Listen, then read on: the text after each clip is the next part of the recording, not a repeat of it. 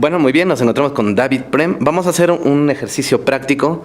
Esto es parte de la entrevista, pero es la parte práctica. Entonces, ¿cómo va este desafío? ¿Cómo vamos a probar que tu sistema es rapidísimo?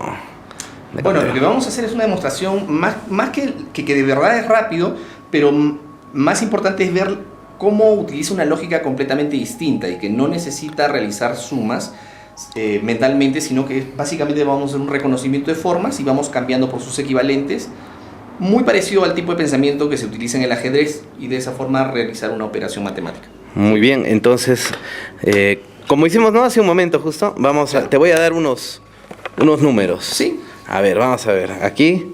Tú vas escribiéndolos. Acá estás tú y yo estoy acá atrás, muy bien. Entonces se me ocurre, vamos a poner, números totalmente al azar. A ver, lo que me sale en la cámara, 86. Mira, me está saliendo 123 minutos. Okay. Vamos 1 minuto 53. Tengo 5. Acá tengo 5. Vamos a complicar. Vamos a ponerle 1233 más un 4. Totalmente al azar, ¿eh? Ahí pueden ver ustedes. Ok. Bueno, en este caso vamos a utilizar los Apus Pisca para hacer esta operación, que en realidad no es necesario, se tendría que trabajar solamente con semillas o piedritas básicas, pero ya lo colocaste. Ya está. Exactamente, ya lo haces. Sí. Entonces comenzamos simplemente a hacer un reconocimiento y podemos empezar, como te decía, por donde quieras, no necesitas iniciar por las unidades. De hecho, a partir de este momento dejamos de pensar en números y simplemente comenzamos a jugar, ¿sí? A ver. Entonces estoy reconociendo las formas. Puedes darte cuenta que puedo conversar contigo mientras estamos realizando la operación, porque no estoy haciendo cálculos mentales. Ya tenemos la respuesta. Ya tiene la respuesta. Que no sé cuál es, vamos a leerla recién ahora. Es 1604. 604. Muy bien, a ver, ahora todos quiero que me ayuden a sumar. Mira, acá tienes 4 y 6, 10. Tienes 9 también en los 3, ¿verdad? 19 más 5, 24. 24. Con 4, llevo 2. Llevo 2. Entonces tienes ese 2 con el 8, 10. Ya, muy bien. Y acá tienes otro 10, ¿verdad? Otro 10. Entonces sería 20. 0. 20, llevamos 2. 2. 2, vamos a poner 2, listo, ahí está. 3, 4, 5, 6. 6. Y el 1 que estaría solo. Y el 1. Entonces acá nos hemos demorado, mira, ¿cuánto? Un montón. Y como tú dices, llevando acá los reos, ¿no es cierto? Los acarreos, ajá. Los acarreos, correcto. Muy bien. Mira, 1604, es exactamente lo mismo. Es tan rápido, me parece como una calculadora. Sí, en realidad es un calculador porque, como te digo, un niño podría hacer operaciones de multiplicación y de división, incluso con decimales, sin necesidad de haber aprendido las tablas de multiplicar. O sea, eso es lo que lo convierte en un calculador. De hecho, nosotros proponemos de que vendría a ser, aunque parezca desafiante esta propuesta que vamos a decir, pero el primer calculador de la historia. Porque si bien podría registrarse algunos anteriores cronológicamente, todos ellos, como el Soroban, el Sanpan, utilizan de alguna manera un cálculo numérico. Tú necesitas ir haciendo la operación en la cabeza y te sirven como herramienta de apoyo. Pero en la Yupana, cuando utilizas el método Tahuapujllay, no necesitas pensar absolutamente en números. Solo el momento de escribir y el momento de leer la respuesta. Pero durante todo el procedimiento, con los movimientos básicos y avanzados y de extensión, automáticamente te bota el resultado, y de la forma más óptima, porque no solamente es un tablero aritmético, sino, vamos a decir, de un principio de investigación operativa, o sea, optimiza los recursos.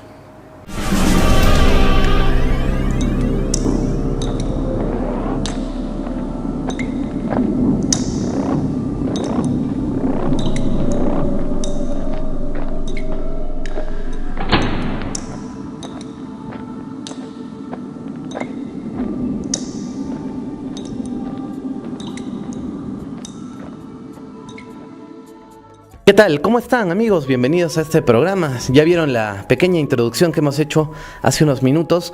Estamos entonces con David Prem.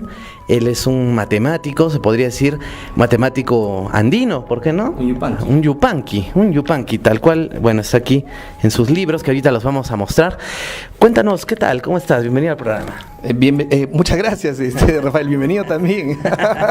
Bienvenido a la matemática andina. Bienvenido a la matemática andina, sí. Muy bien. Cuéntanos un poco. Hemos visto con la demostración que has hecho al inicio, bueno, hemos quedado totalmente sorprendidos de esta forma, cómo has descubierto y cómo estás también también dando a conocer un sistema de matemático, dando a conocer la computadora que tenían los incas. Sí, bien, en realidad este es un trabajo al que responde el desempeño, el esfuerzo, la imaginación, la creatividad de muchísimas personas, porque la Yupana se empezó a investigar desde inicios de 1900, entonces existen cerca de 15, 16 propuestas sobre cómo se podría manejar la Yupana, ¿no? Algunas de ellas... Hay varios métodos, sí, algunos de ellos bastante interesantes, otros no tanto, porque han tenido que muchas veces cercenar a la pobre Yupana para calzar con lo que ellos creían que era la metodología. Lo que tenemos que proponer nosotros en este caso con el Tahuapuglia, que diferencia de todos los otros métodos, es que es la única matemática que no requiere hacer cálculos numéricos, sino que es una rareza incluso dentro de la misma matemática. Como tú has podido apreciar, lo que se hace es reconocimiento de formas y movimientos, perdón. Y con esto tú resuelves, tú vas encontrando equivalentes, por ejemplo el movimiento de la chacana, el movimiento del zonco, el corazón, el movimiento del amaru, y tú vas encontrando los equivalentes y al final te sale la respuesta. O sea, tú solo tienes que pensar en números al inicio, cuando estás escribiendo la operación, que puede ser cualquiera de las 4 básicas, inclusive estamos yendo más allá de esto, y en la respuesta. Pero durante todo el procedimiento es una diversión, es un puzzle ahí. Claro, porque tú incluso estabas hablando mientras hacías el resultado. Hemos elegido los números que yo veía en la cámara, que me salían ahí, entonces te los dicté de esa forma, y tú hiciste unos rápidos movimientos que incluso me dices que en las crónicas está eso escrito. Sí, si gustas podríamos leerlo o después lo puedes pasar como tú prefieras. No, sí puedes leerlo mejor. Sí, está bien. Lo que pasa es que José de Acosta, un jesuita de aquella época, cuando recién se dio la invasión europea, él dice así en su libro Historia Natural y Moral de las Indias, que se puede encontrar en internet en PDF, ¿sí? Dice, pues verle otra suerte de quipus que usan con granos de maíz es cosa que encanta, porque una cuenta muy vergonzosa tendrá que ser un buen contador con pluma y tinta. Continúa y dice, tomarán estos indios sus granos, vamos a corregirle un poquito al señor Acosta, tomarán estos runas sus granos, porque no estaba en la India, estaba en el Tahuantinsuyo, tomarán estos runas sus granos y pondrán 1 aquí, 3 acullá, 8 no sé dónde, pasarán un grano de aquí, trocarán 3 de acullá, y en efecto ellos salen con su cuenta hecha puntualísimamente, sin errar un tilde, y mucho mejor se saben ellos poner en cuenta y razón de lo que cabe a cada uno de pagar o dar, que sabremos nosotros dárselo con pluma y tinta averiguado. Es un castellano antiguo, pero da para entender. Claro, o sea, es exactamente lo que hemos visto ahora en esta representación que hemos hecho, que tú movías nomás las semillas y ya. Sí, tú mueves las semillas y sale el resultado. Ahora, ¿cómo las mueves? Eso es el otro punto interesante. Hay que conocer los movimientos, como te decía, básicos, de extensión y avanzados, pero del momento que tú los conoces, que tú los descubres, comienzas tú a adaptarlos a tu propia forma de desarrollar. Entonces, 2 yupanquis no van a desarrollar de la misma forma. Si tú planteas la misma operación a otro yupanqui, de repente va a ir por otro camino. Y existen N caminos. Entonces, eso es lo bonito. Esta es una matemática que no estresa al estudiante, sino por el contrario, estimula la creatividad. Y al ayudarte a reconocer formas y movimientos y conectar luego, porque también se conecta con la parte, vamos a decir, indoarábica, ¿sí? Porque al final no existe matemática indoarábica e inca, matemática es una sola, ¿cierto? Claro. Son percepciones, vamos a decir así. Cuando se conecta, lo que hace es, más allá de un procedimiento matemático, está creando sinapsis muy interesantes de conexión entre los hemisferios cerebrales. Wow. Ahora, bueno, la gente se está preguntando, porque nos ven mucho de México, de otras partes. Bueno, por la Yupana, ¿cuándo la inventaron? Pues de repente la has inventado tú, ¿no? No. Entonces de repente no conocen, ¿no? De afuera, ¿no? De repente, entonces si nos puedes explicar de dónde sale entonces la Yupana, ¿qué tan importante era esto para el imperio de los incas? ¿Por qué eso era de los incas? Sí, definitivamente. La Yupana se llega a conocer gracias a un dibujo que se encuentra en el libro Nueva Crónica y Buen Gobierno de Huamampoma de Ayala. Felipe Huamampoma de Ayala era un hombre mestizo nacido en Ayacucho, según se cuenta, y él dibujó con bastante detalle muchísimas escenas del proceso de colonización de las Américas, sobre todo de América del Sur, ¿no? En una de las páginas 360 dibuja al cacique Cóndor Chagua. Lo tenemos por aquí, bueno, te lo voy a enviar para que lo pases por pantalla después, y ahí sale justamente un quipu camayo, que es una persona experta en el manejo de los quipus, que son las anotaciones, la escritura tridimensional andina a base de cuerdas, y al costado tiene una yupana, ¿no? Entonces hace una breve descripción pero mayormente no se sabe exactamente de qué va, cómo es que se opera. Entonces, encontrando un poquito más, ya también en los textos de José de Acosta, esta otra descripción, un poquito en Inca Garcilaso, y juntando diferentes pedazos, uno puede comenzar a darse cuenta de que definitivamente era un sistema bastante potente. Se cuenta que lo hacían inclusive en la tierra. Sí, ¿no? sí, claro. Y a mi parecer los yupanquis más avanzados lo hacían inclusive mentalmente, como los ajedrecistas en la actualidad. Tú vas a ver que hay muchos que no necesitan inclusive ver, se tapan los ojos y a memoria juegan con 5 o 6 jugadores recordando las posiciones. Cinco, yo la tal. Exactamente, exactamente. O sea, ya tiene una memoria tridimensional de la yupana, ¿no? Exacto. Claro, una memoria visual, mental. Visual, ajá, Ya, sí, exactamente. Claro. De hecho, se cuenta en la historia, por ejemplo, hay un pasaje que Atahualpa dictó una jugada ganadora de ajedrez sin haber aprendido el ajedrez. No sé si recuerdas ese pasaje. Sí. Algunos incluso insinúan y dicen de que por eso es que lo mataron, de piconería. Claro, creo que es una tradición de Ricardo. Claro, nunca vamos a llegar a saber, pero no me sorprende de que un inca haya captado rápidamente de qué va el ajedrez, porque tenía este tipo de pensamiento bastante integrado, ¿no? Entonces la yupana sería una parte. Y me hablabas de la piedra roseta para identificar muchas de estas cosas. O sea, hay gente que ha intentado darle explicación a la yupana, a los quipus, y no pueden, ¿no? ¿Por qué se ha dado este problema y cómo se resolvería? Claro, el tema es el siguiente. Yo te mencioné la piedra roseta como una analogía, ¿verdad? Una analogía. Es lo que se utilizó en Egipto. Para Champollion. Exactamente, muy bien. Entonces, aquí preguntan mucho, pero ¿y en qué te basas o en qué se basa la Asociación Yupanqui? Porque en realidad no soy yo solamente, ahora somos una asociación y este trabajo continúan saliendo nuevas cosas, ¿no? Entonces, ¿en qué se basan ustedes para decir de que esta es la metodología? Pues para eso tenemos las clases donde vamos explicando y ahí se tienen que reunir, porque esta suerte de piedra roseta pero está fragmentada. Está fragmentada en la lingüística quechua, en la lingüística aymara, en la logística andina, en la época de los incas y en la época actual. El conocer la cosmovisión andina. Entonces tú cuando te das cuenta todo eso vas juntando las piezas y es evidente. O sea, la gente cuando va a los cursos comienza a resonar, sobre todo quienes han vivido en la parte de los Andes, ¿no? O sea, dice, claro, es obvio, ¿no? Son prácticas que se utilizan hasta el día de hoy sin necesidad de conocer de que esto está relacionado con la yupana. Por ejemplo, el cambiar 10 papas por una para hacer el conteo, ¿no? O cada 100 vas contando, hacer agrupaciones en base a 10. Incluso los, justo me comentabas, ¿no? Los quipucamayocs, ¿cómo era eso que me comentabas?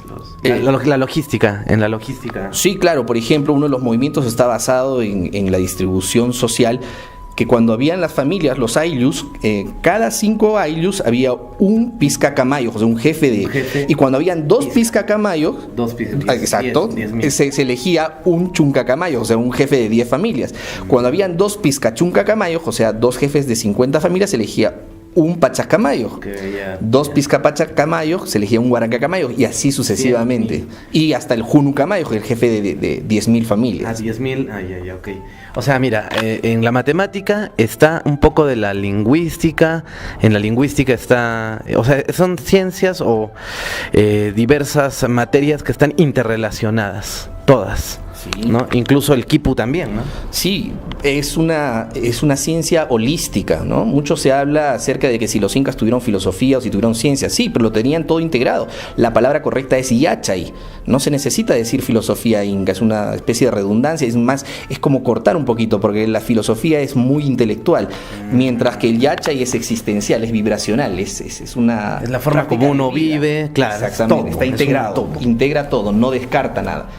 Y eso es, perdóname, eso es un poquito también lo que cuesta a la gente, digamos, con mentalidad más occidental, por decirlo de alguna forma así, entender, porque tratamos de verlo, porque todos hemos sido formados de alguna forma, desde en la universidad, en el colegio, desde la visión más occidental, y ver esta cosmovisión andina. Pero cuando comienzan a aparecer herramientas como estas, es bonito ver que de manera natural uno comienza a entender. No es una práctica intelectual, no es algo que haya que aprender, es simplemente jugar y eso se va integrando, se va despertando en tu memoria genética, vamos a decir así. Ahora, me decías que, bueno, hace poco justo veía por internet que habían, no le di mucho seguimiento a esa noticia, que despidieron o votaron un profesor que corrigió un libro del Estado. Y tú me decías que incluso lo que nos están enseñando actualmente, bueno, lo que le están enseñando a los niños, porque eso a mí no me lo enseñaron, me imagino a los escolares recientemente, se les está enseñando la yupana, pero se le ha recortado unas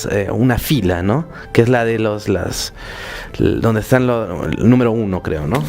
Sí, claro, eso que me comentabas del profesor me parece que pasó en una corrección ortográfica que él hizo a los textos de educación. Esto es más serio. Aquí, bueno, lo que ¿Qué pasó con la Yupana? Claro, ¿Qué le recortaron? Lo que pasa, a ver, es que hay que entender también, obviamente el propósito inicial fue bueno, porque era tratar de interpretar cómo es que podía ser utilizada la Yupana. Pero lo que se hizo fue tomar una de las metodologías de varios años propuesta, en la que se giraba la Yupana de manera horizontal, porque ya todos tenían en la cabecita grabado de que la numeración tenía que ser, digamos, de izquierda a derecha, como nos enseñaron en Occidente, ¿verdad? Pero en el dibujo original de Huamampoma sale de esta forma. Entonces, lo otro que hicieron es contar los puntitos que habían acá, y dijeron 1, 2, 3, 4, 5, 11 puntitos. Obviamente, con 11 puntitos no te va a servir para la forma occidental o indoarábiga. Entonces, en algunos casos mutilaron esta columna, la quitaron. La del 2 y en otro caso también la del 1. Hay diferentes métodos, ¿no? En algunos, pero nuestra propuesta justo fue cuál es la necesidad de mutilarla. Evidentemente eso no va a servir. Puede servir para enseñar la matemática indoarábiga, pero no definitivamente es la forma como fue utilizada nuestra Yupana. Y yo creo que eso tiene que ser rescatado. Y yo pienso que el ministerio, los profesores van a ir dando cabida. De hecho, ya la están dando, sobre todo, más que los ministerios, más que en el sector estatal, vamos a decir así, de gobierno, perdón. Es justamente en las comunidades, los profesores que por esfuerzo propio ellos mismos nos están llevando para que enseñemos a sus alumnos, sin importarles mayormente si la versión oficial va por otro lado, que también la estudian claramente, pero ellos sienten esta resonancia. Y ya tenemos, por ejemplo, la experiencia de haber ido a la Nación Cañaris. Este año vamos a volver, si la vía lo permite, y ya se están formando incluso los primeros yupanquis nativos. O sea, ¿Cañaris es por Ecuador? No. También existe una región Cañaris en Ecuador, pero estamos hablando de una región de la Nación Cañaris peruana, que está en la sierra de Lambayeque, por claro. Pucará. No, sí, está bien. Sí. Y te contaba que ya están apareciendo incluso los primeros yupanquis nativos. ¿Qué quiere decir esto? Que no aprendieron todavía la matemática indoarábica, sino que el profesor quiso empezar enseñándoles la matemática basada en el Tahuapuglia. Interesantísimo, realmente, ¿eh? No sé por qué te la quitas.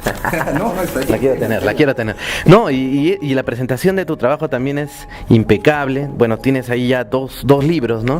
Donde estás explicando los métodos. Imagino ahí están los métodos. Antes que nada, Rafael, justo mencionando el tema del tipo de trabajo y todo esto, yo tengo que agradecer, porque este no es un trabajo solamente mío. O sea, aquí detrás está, y no detrás, en conjunto estamos un equipo, somos 3 yupanquis que hemos iniciado este proyecto, Divapati y Yikra. Y con ellos hemos hecho bastantes cosas. Sin el esfuerzo de ellos no podría hacerse nada. De hecho, en paralelo ellos están dictando también cursos. Son una sociedad.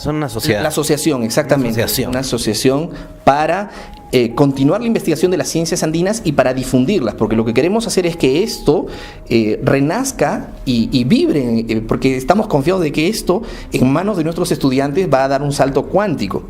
De hecho, ya tenemos muestras. Cada cierto tiempo siempre salen campeones de matemática de aquí de Perú, ¿no? Ahí hay algo. Definitivamente, a nivel genético, tiene que haber alguna memoria. Sí. Ahora, que no lo pasa mucho en televisión, ese es otro tema, ¿no?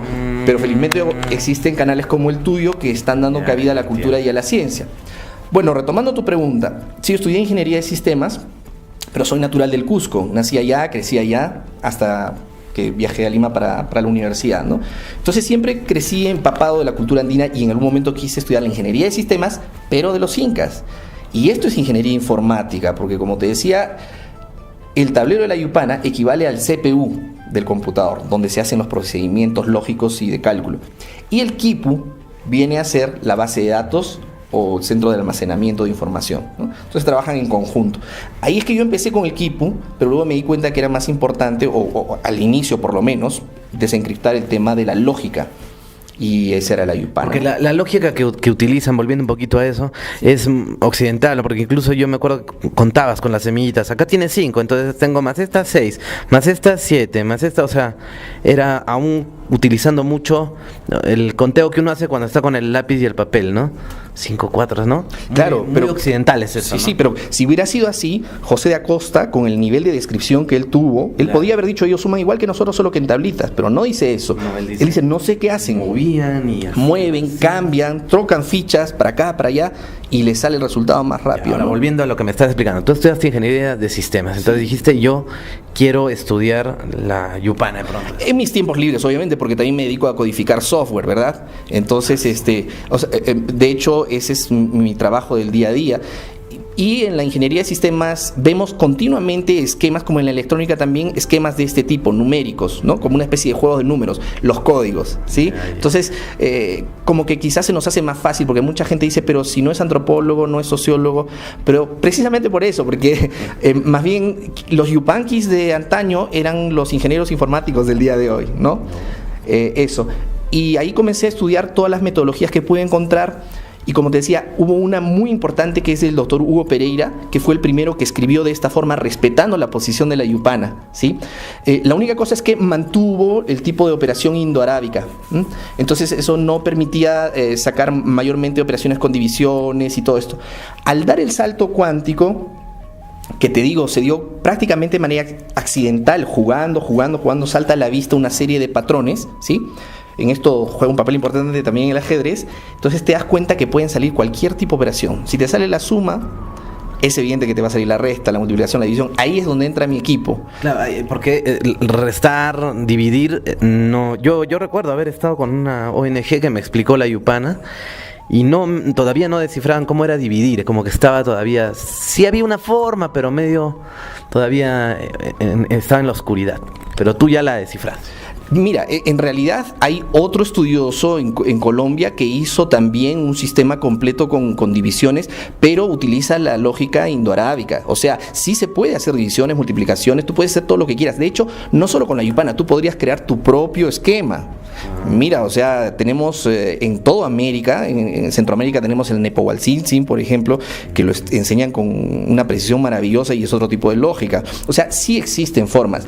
La diferencia, como te digo, es el hecho de no requerir pensar en números en el momento del procedimiento. ¿Y por qué es importante esto?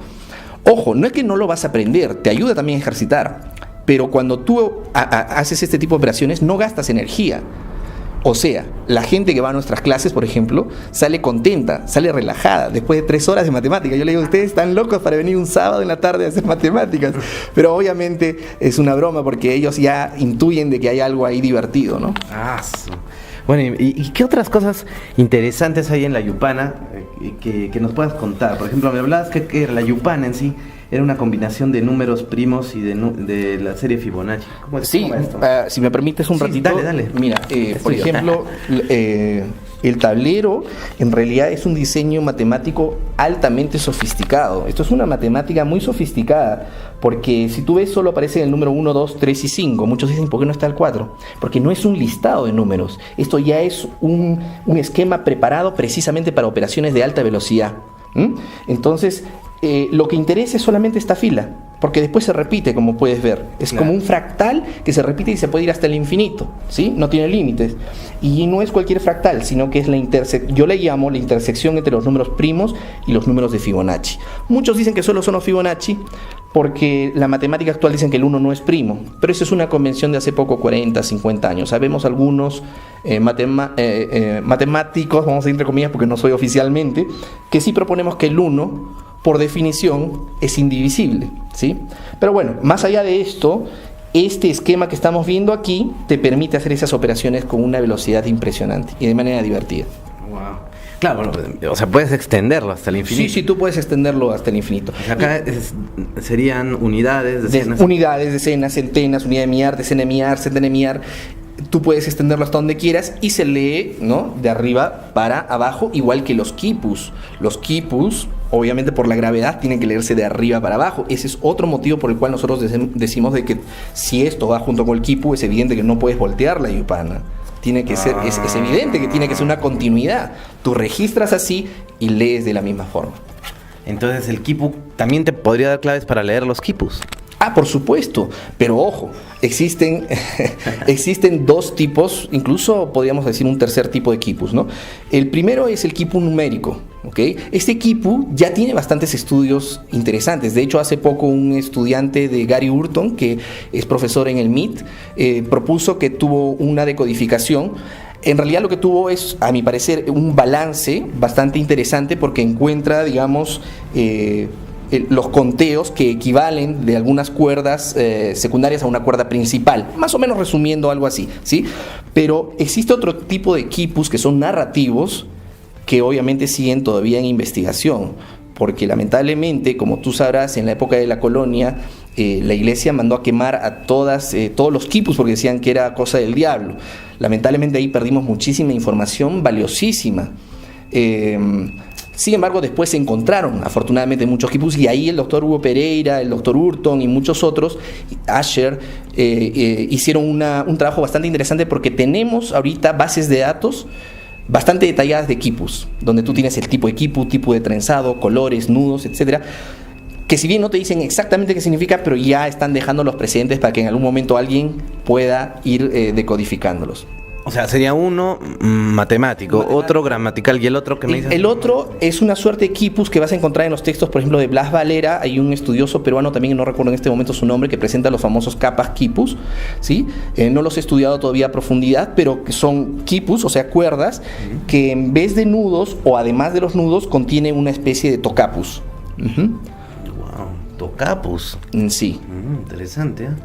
Claro, porque también se habla de que la escritura o existe un tipo de escritura en la misma cerámica, ¿no? Hay gente que lee cerámica, ahí están los tocapus, ¿no? Claro, podríamos decir kelkas. El tocapu está más relacionado a los tejidos. A los tejidos, ajá. Y kelka claro. en general, ¿qué es? Kelka en la cerámica y tocapus en los tejidos. Más o menos, ¿no? En realidad kelka, porque kelka abarca todo, porque kelka es como decir escribir o registrar o pintar algo, pero con un sentido, ¿no? O sea que hay mucho todavía que descubrir, pero ¿tú crees que no está todo perdido y sí vamos a poder entonces encontrar y recuperar nuestros códigos, ¿no? O la correcta forma de interpretar nuestra artesanía, nuestra cultura, nuestros monumentos también arqueológicos, ¿no? Porque en sí hay lenguaje, hay historias, como estamos hablando en los quipus, en la yupana, en la vida, en el día a día, en el idioma mismo, ¿no? Está oculto un mensaje, ¿no? Sí, definitivamente. Yo confío en que eso va a ir sucediendo. De hecho, ya está ocurriendo. En varios lugares me encuentro con personas que me van contando que están surgiendo comprensiones bastante interesantes, porque esto va más allá de la cultura, Rafael. Va más allá incluso de una determinada civilización, por mucho amor que nosotros tengamos por nuestros padres y abuelos. Esto va para algo más grande, que es el despertar de la conciencia. Y a nivel mundial, la conciencia está utilizando herramientas de diferentes civilizaciones donde sí hubo esas comprensiones para que nuevamente resurjan y nos lleven a otro nivel de comprensión, a un nivel que nos hermane, a un nivel que nos armonice, a un nivel que nos facilite, que nos simplifique las cosas. Entonces, de hecho que van a comenzar a aparecer las cosas que tengan que aparecer para ayudar. Muy bien, y una consulta, ¿cómo va el tema de, justo ahora te escuché que ibas a ir a un colegio, ¿no? Y que estás impartiendo estos conocimientos a los chicos, ¿cómo va el tema del Estado, del gobierno? Si te están, no digo apoyando, pero si se han interesado en tu trabajo, sé que me has comentado que te vas a ir a Colombia, entonces, ¿cómo va tu parte en lo que es la difusión de tu trabajo? Sí, nosotros estamos haciendo con la Asociación Yupanqui visitas constantes a diferentes lugares a donde nos llaman. Entonces nos llaman de universidades, nos llaman de colegios para que hagamos presentaciones y sobre todo capacitaciones, porque nosotros tenemos una secuencia de cursos, hasta el momento son 5 niveles, que van preparando yachachis. Yachachis, como sabes, en quechua quiere decir instructor, ¿no? Entonces, lo que queremos es sacar justamente una generación de yachachis bien instruidos, no solamente en la técnica, porque no es solo eso lo importante. En realidad, el trasfondo que esto tiene es bastante grande. Esto está ayudando a muchos niños que han sido diagnosticados, por ejemplo, con TDAH o falta de concentración, le llaman, que en realidad nosotros estamos encontrando que es falta de metodología de las escuelas, porque son metodologías que están orientadas a personas principalmente que tienen facilidad con el hemisferio izquierdo. Pero cada vez están apareciendo más personas que son más visuales, que aprenden más rápido con el hemisferio derecho. Y entonces, y lamentablemente en el mundo entero incluso están habiendo hasta medicaciones. A veces yo escucho que dicen lo están llevando a medicar al niño y el niño está perfecto. Es más, a veces son de los más inteligentes porque tienen una visión holística, completa de todo el entorno y van más rápido que el profesor. Pero claro, a veces un poquito el ego hace decir que el chiquito, que el pobre no tiene la culpa y es indefenso, es el que está mal. Y los padres confían obviamente en el psicólogo, en el profesor, en la escuela, en el director, y el niño no tiene escapatoria. Entonces nuestro trabajo va en ese sentido. La recuperación de nuestra cultura ancestral, nuestro conocimiento ancestral, estamos llevando gracias al apoyo de estas empresas, de las personas que llevan los cursos, de los quienes nos compran los kits, los libros. Podemos nosotros llevar de manera gratuita a los lugares más recónditos del país. Hemos estado en la sierra muchas veces, en el Cusco, en Ocongate, en Andahuaylillas, hemos estado en Cañaris, ¿sí? Incluso en Cañaris con el apoyo de los mismos profesores de allá, fue maravilloso. Y estamos viajando así, y bueno, abierta la invitación a todas las personas que quieran llamarnos, tanto de Perú como de afuera. Hemos tenido la oportunidad de estar en Guatemala también, compartir un poquito. Se está enseñando nuestra matemática inca, te cuento, en Guatemala, en los pueblos mayas. Y ya tenemos un yachachis en formación allá, que estuvo en uno de los seminarios y nos mandó unos videos en los que niños mayas están contando en quechua. Entonces estamos logrando una integración muy bonita. Esperamos volver a ir por allá y también visitar otros países donde quieran que vayamos. Claro, mira, o sea, se está dando de nuevo, ¿no? Esta comunicación entre estas culturas, ¿no? La inca, la maya. Y cuéntame, de pronto como para ir cerrando, pero todavía para hablar de los dos libros que tienes, entonces, tenemos el primero, ¿no? Uh-huh. Que es Yupana Inca. Esto... Y me ha sorprendido porque yo te comentaba así, ¿te acuerdas? Viniendo sobre los geocódigos de un amigo, Cristian Tarantola, de Chile, que me hablaba mucho, y yo ahora estoy viendo los geocódigos por todos lados, pero tú tienes en tu portada un ser, ¿no? Un apu en realidad representa... Yo la foto la tomé así. Yo no vi ninguna forma. Yeah. Yo incluso antes de todo este trabajo, serán unos 7 años atrás, 8 años atrás, estaba por Pucapucar en Cusco y tomé una foto jugando un poquito con la luz del sol cayendo sobre el muro inca. Que es una fortaleza roja, ¿no? Es una fortaleza. Y cuando llego a la casa y descargo la imagen, sale en vertical y me salió casualmente algo que parece ser un rostro inca en estado meditativo, ¿no?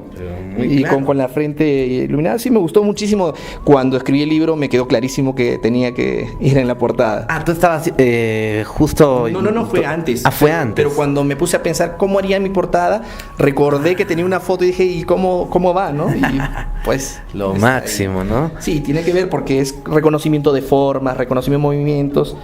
Y más allá de la connotación que cada uno le pueda dar, creo que es una forma muy, muy simpática, muy bonita. Me gusta mucho la mirada, en realidad está con los ojos cerrados, pero la mirada, vamos a decir, meditativa, ¿no? Sí, ¿no? Claro, excelente. Bueno, esa es solo como una curiosidad que es muy importante, pero en sí tu libro, entonces, ¿qué van a encontrar allí? El primer libro, en realidad va a ser una trilogía, ¿sí? Han salido ya los 2 primeros libros y esperamos que a fin de año o a inicios del próximo esté el tercero. El primero es todo el método Tahuapujllay, es decir, aquí cuento un poco acerca del trabajo de investigación al inicio, ¿sí? Y luego, se muestra lo de Huamampoma y directamente luego entro ya al método de aprendizaje. O sea, sirve como un método de autoaprendizaje, vamos a decir así. Aunque yo siempre recomiendo participar de las clases, porque la tradición oral, mira, no tiene par. Aquí tú entiendes claramente por qué la tradición oral era pero tan importante. Inclusive la escritura a un plano secundario para nuestros abuelos incas, porque da para muchas interpretaciones. Mientras que en la tradición oral, el yachachis con el alumno está en una convivencia, se está creando una energía muy particular. Entonces si tienen la oportunidad de participar en nuestras clases, yo les digo, no se la pierdan. Además, vemos mucho más temas allá de la técnica, digamos, Bueno, en el libro entonces tenemos las cuatro operaciones, por eso se llama el Tahuapujllay, las 4 operaciones en quechua, o los 4 juegos, perdón. Ya, claro. Sí, Pujllay es juego. Todo es jugando. Y eso es muy importante. Quiero hacer acá Porque fue muy divertido lo que hemos hecho. Sí, es divertidísimo. Y cuando veas el pachaj, el camachi, que son aditamentos como relojes, quería hacer acá un pequeño paréntesis. Y hemos escuchado algunos comentarios de estudiosos andinos, por ejemplo, que dicen, pero esto es un juego, ¿no? Como que eso le quitará el valor, pero... Es sorprendente porque al contrario, eso más bien es una forma de validez. Lo que tienen que entender es que todo ese rasgo de seriedad es algo importado de Occidente. El mundo andino siempre fue un mundo muy alegre, eso lo podemos ver hasta el día de hoy. Y el Pujllay o sea, el juego siempre ha ido de la mano con el yachay, con el saber, y eso es muy importante y es muy sabio de parte de nuestros abuelos. ¿Por qué? Porque si tú estás contento, Rafael, mientras estás haciendo algo, vas a aprenderlo rápido, vas a divertirte. La cantidad de sinapsis cerebrales que vas a generar y el tipo incluso de química que tu cerebro va a liberar es totalmente distinto. Entonces, tenemos que dejar de condenar el juego. El juego es algo maravilloso. Toda la vida debería ser un juego. Nuestros abuelos le llamaban el Hatun Puglia y el gran juego. Sí, muy serios estamos, creo, ¿no? Muy serios, ¿no? Muy serios.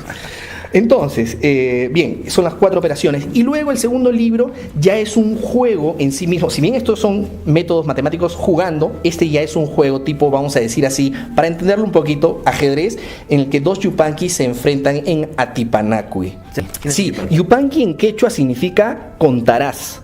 ¿Sí?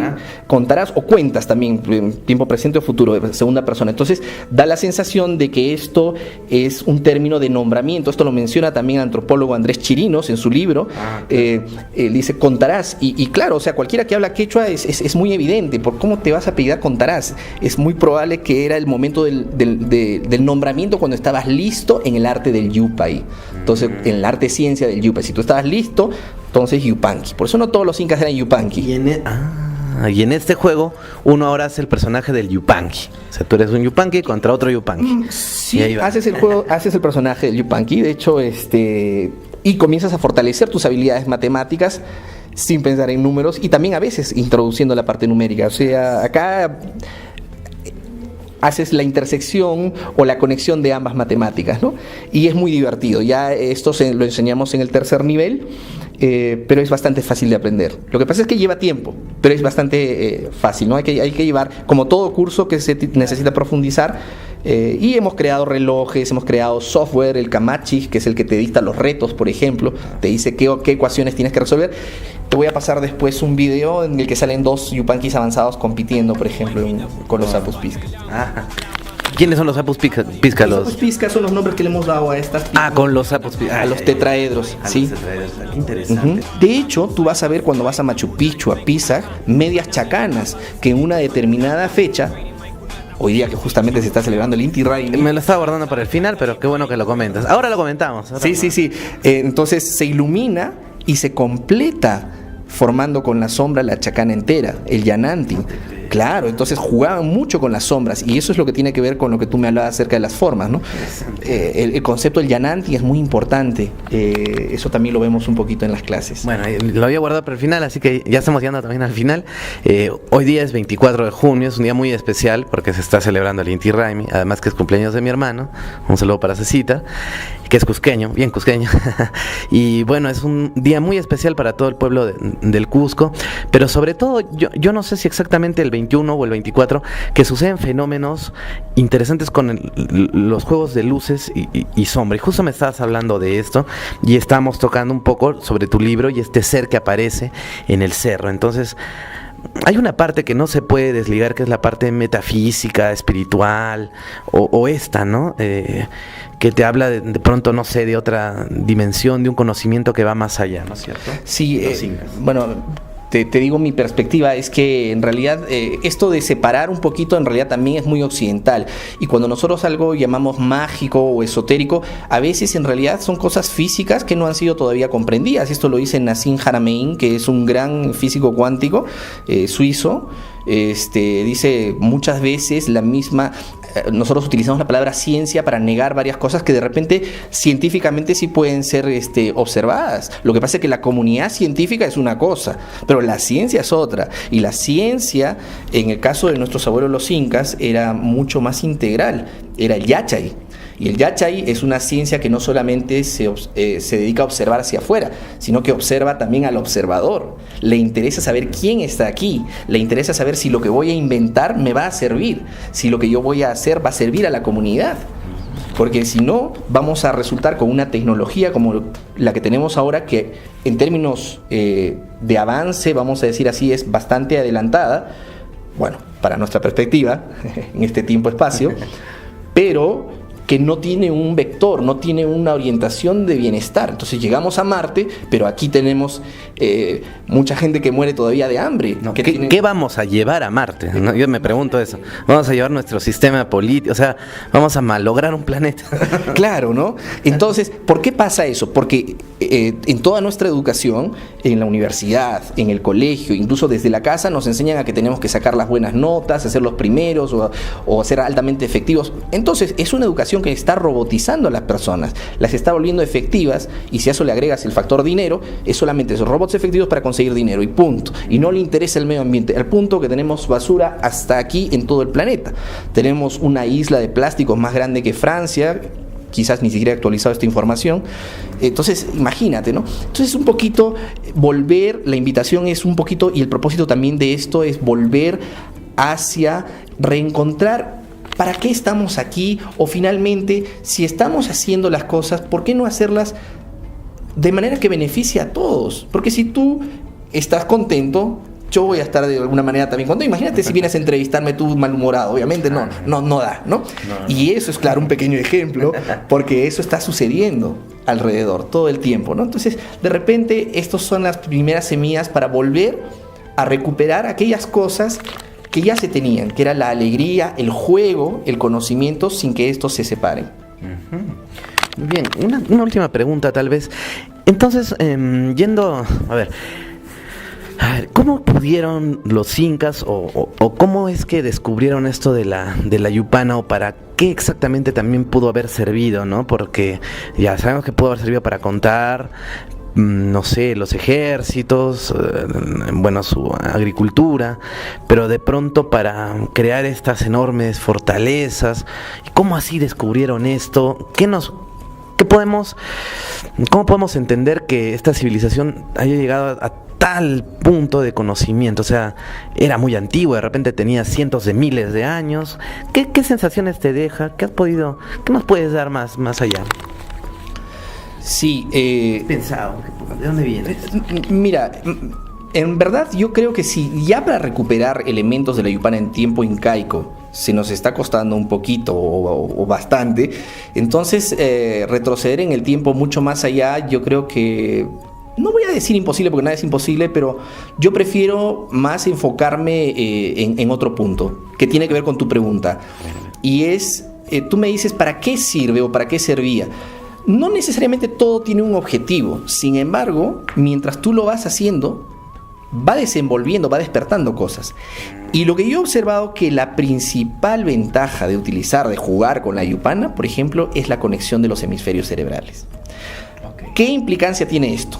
¿Okay? ¿Qué quiere decir lo que estoy diciendo? En la actualidad nosotros tenemos una tendencia de decir, yo soy más de letras, más de arte, o yo soy más de ciencias. La especificación que nos está matando. Especialización, supuestamente, ¿no? Claro. Pero es una especialización que no está mal, pero descartando lo otro. Y eso es lo que está mal. Porque cuando tú descartas las matemáticas, por ejemplo, tú no descartas las matemáticas, descartas una serie de procesos cerebrales. Increíblemente. La gente que cree que no trabaja con matemáticas ya tiene muchos tipos de pensamiento basados en la matemática que te enseñaron, porque la matemática es bien potente, es una forma de lenguaje de programación cerebral. No te olvides que esto es un biocomputador, ¿ok? Entonces, esto lo que hace es reconciliar, hace que todos les encante, ¿no? Lo que vemos es que, por ejemplo, gente, muchas veces cuando dictamos cursos en colegios o universidades, los profesores de letras resuelven mucho más rápido que las matemáticas. Porque las matemáticas están peleando todavía con su lógica y no quieren soltar, no quieren permitirse, no todos obviamente, ¿no? No quieren permitirse experimentar qué pasa si aprendemos desde el punto de vista del hemisferio derecho. Wow. Entonces, ¿qué pasaba, por ejemplo, con nuestros abuelos?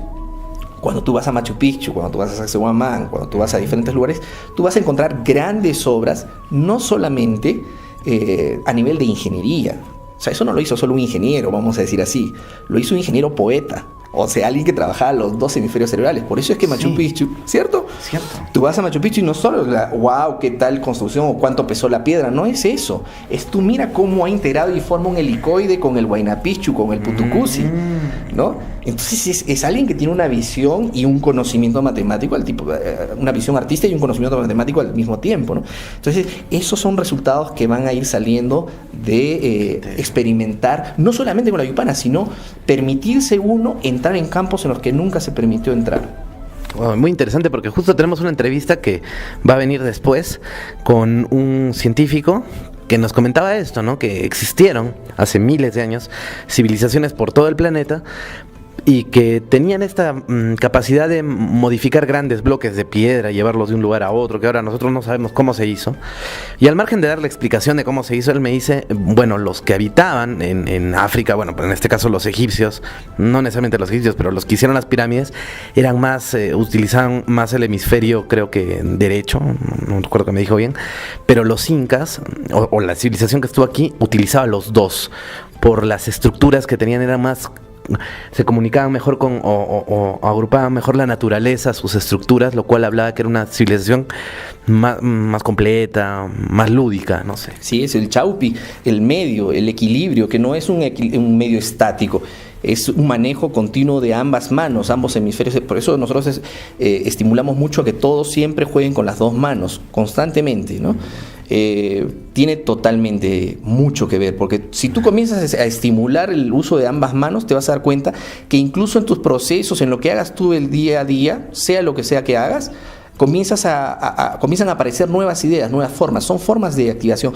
No en vano, nuestras culturas ancestrales han mostrado en muchos de sus escritos y grabados dos manos. Vas a ver dos manos en muchísimos lugares, no solamente aquí en Egipto, hay algunos que tienen incluso las dos manos arriba. Eso está... Templo de las manos cruzados en Huánuco. También.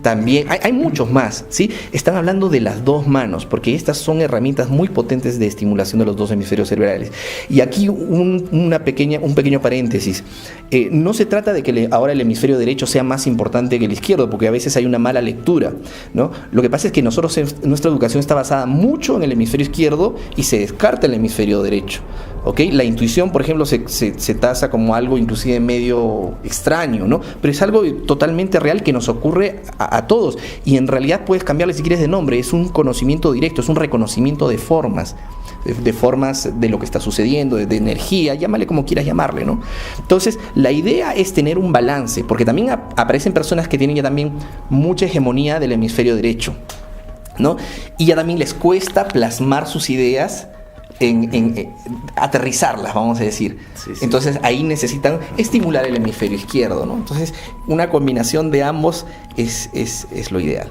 Y dime alguna forma de cómo poder ayudarte a través de, bueno, los televidentes que te van a ver a través de nuestro canal, el canal que participamos, TV UNSA, aquí en Arequipa, o de pronto la gente que nos ve, te digo, muchos amigos en México que nos siguen, y de aquí también, que siempre están pendientes al programa, en este programa especial que estamos haciendo 24 de junio, Matemáticas Prohibidas, las matemáticas prohibidas y divertidas de los incas, en este especial. ¿Cómo podemos ayudarte? ¿Cuál sería la mejor forma de ayudar? Sí, bien, en realidad ayudar a la asociación Yupanqui, que es de alguna forma ir, si es que uno lo siente así, claro, vinculándose a ella, ¿no? La idea es que, por ejemplo, cuando uno mismo se forma como Yupanqui, está ayudando muchísimo, porque ya está comenzando a cambiar la forma de ver las cosas y está comenzando a contagiar, porque una cosa es que te lo cuenten y otra cosa es que tú lo vivas, que tú lo experimentes, si no, no hay forma.